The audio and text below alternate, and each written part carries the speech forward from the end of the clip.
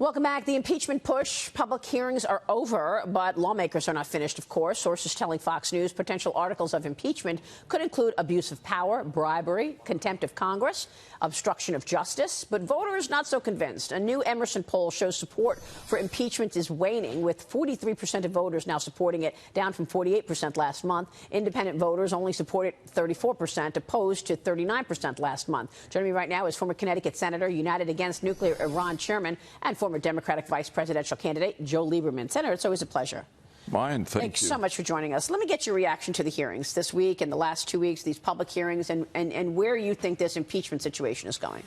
Yeah, so, you know, I view this from a unique perspective because as a member of the Senate in 1998, 1999, I went through the impeachment of President Clinton, and we held a trial in the Senate in which he was acquitted.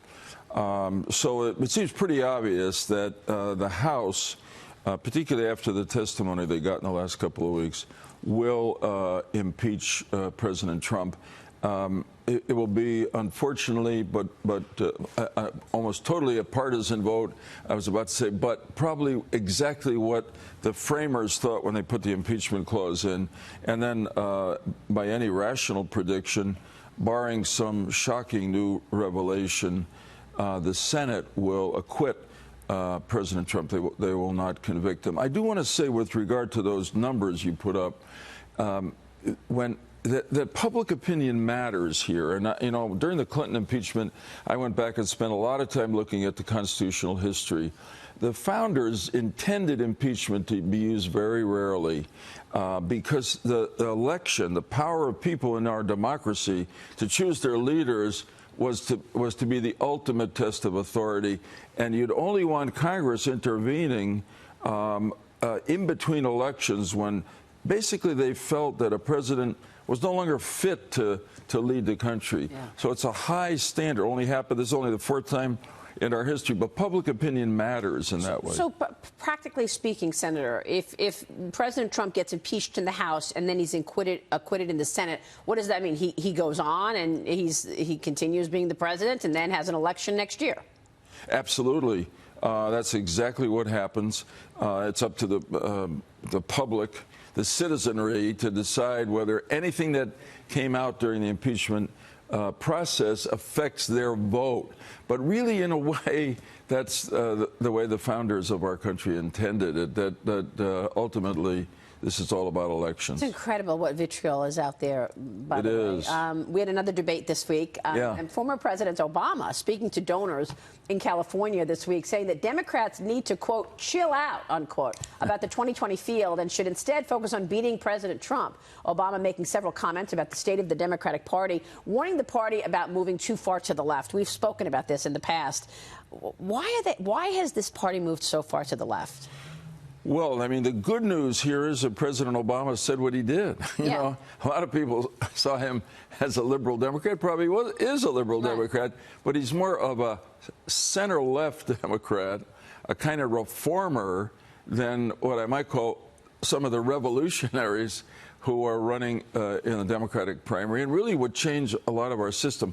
I thought it was fascinating that President Obama said, why would our party or some of the candidates want to take away from people who don't have much the little they have? And I assumed he's talking about health care. Yeah, Medicare for all. Medicare for all. Eliminating 180 million people's health insurance. That they got from their employer. So why is this happening? I don't know. Listen, this is part of the problem of politics in both parties in our country. The right in the Republican Party, the left in the Democratic Party, has disproportionate influence because they're fired up and they come out.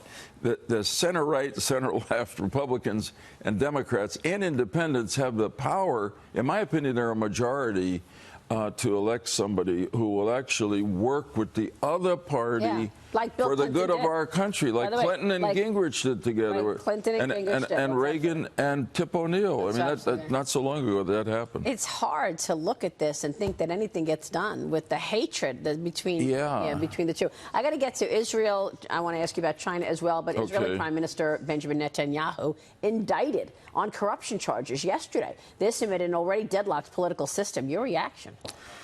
Well, it's serious. I know Prime Minister Netanyahu for a long time, since he was the second in charge of the Israeli embassy in Washington in the early 80s. But he's a fighter, so he'll fight on. I mean, the immediate question is what happens within his political party called Likud. Will there be a move to remove him as the leader of the party and therefore as a candidate for prime minister in the elections that will now happen sometime next year? I think he's probably strong enough to resist that. So it's going to be a time of tumult in Israeli politics, budgets frozen, etc. But one thing it won't affect, because there's still a consistency across all parties there, is their work on national security, stopping Iran from, and their proxies from attacking, remaining, keeping the country secure. Well, Iran wants to wipe Israel off the map. We've heard that umpteen times. There were protests in Iran. Officials there easing up on the stifling internet access, as Secretary of State Mike Pompeo is asking the Iranians to send the U.S. videos, quote, documenting the regime's crackdown on protesters. So Mike Pompeo basically saying, we are watching you and we want to see these videos. What do you think? Where's that going? I think Secretary Pompeo and the Trump administration have been really superb on Iran.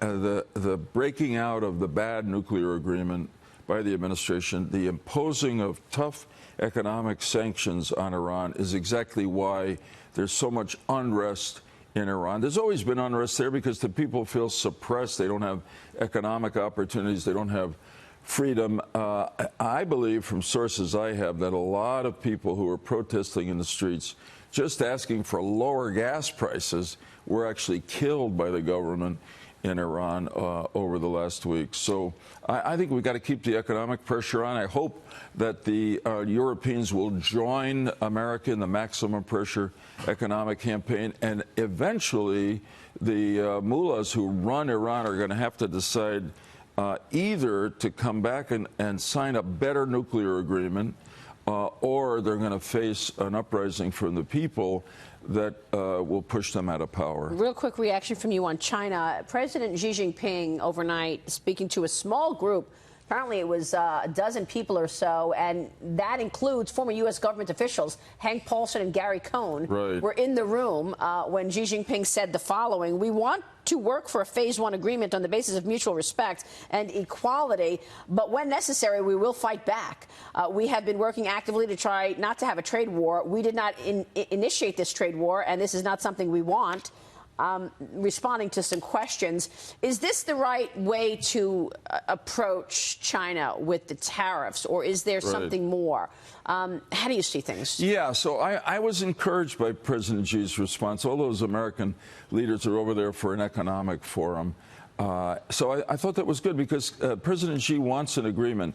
He doesn't want an economic war with the U.S. He doesn't want a military conflict with the U.S. I don't really believe President Trump does either. President Trump, I think, is going after the tariffs to try to balance our relationship. It's not good for the American economy either. But aren't there national security risks when you look at, Huawei and their equipment and back doors going back to the Chinese government? Yeah, so there are real worries within our intelligence community about that. If the Chinese telecom companies want to do business in the United States, they really have to find a way to assure us that when we buy their products, we're not essentially buying ourselves into dependence on them, which will eventually compromise our security. We can do that if they cooperate. So this should be a win-win. I believe we're actually going to work this out. And tariffs are going to go down a little bit. And we're going to continue to negotiate, because it's not in the interest of President Xi, President Trump, China, or the U.S. for this to blow up into a real trade war. That's a great point. Great to get your insight, Senator. Thank you. Thank you so much, Senator Joe Lieberman there.